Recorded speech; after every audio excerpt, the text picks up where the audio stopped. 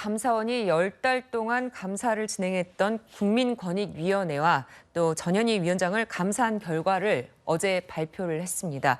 제보 내용 13건에 대한 감사원의 판단이 담겼는데요.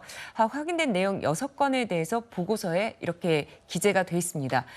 근무태만, 청탁금지법 위반 사건 부당 처리, 추미애 전 법무장관 관련 6건 해상 부당 처리 이런 것들이 있는데요.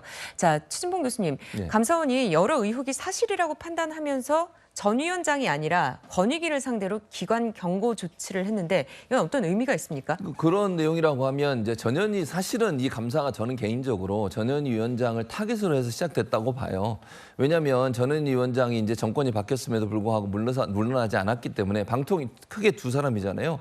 한상혁 방통위원장 그리고 전현희 국민권익위원장 두 사람에서 계속 압박을 했었죠. 예. 국민의힘도 그렇고 정부 입장에서도 압박이 좀 있었고요. 그래서 그런 부분들에 대한 타겟으로 해서 했는데 처벌을 못했다고 하는 건 전현희 위원장이 직접적으로 개입된 부분이 확인되지 않았다는 것이라고 저는 생각해요.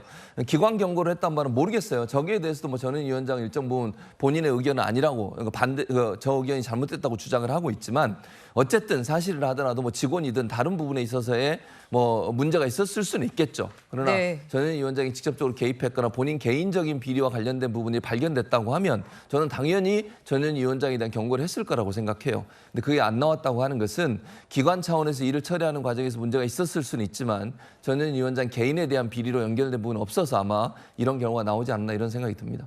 네, 전현희 위원장은요, 정치적 표적 감사라면서 법적 대응을 요구했는데요.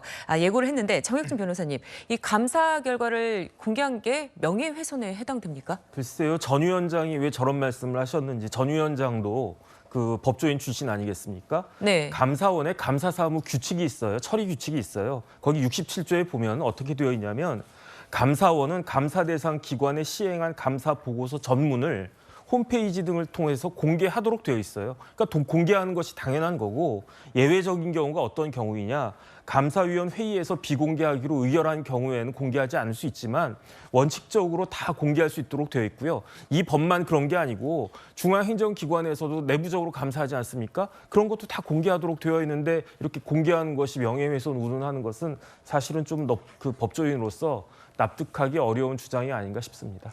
네, 전현희 권익위원장의 감사 결과까지 들여다봤습니다.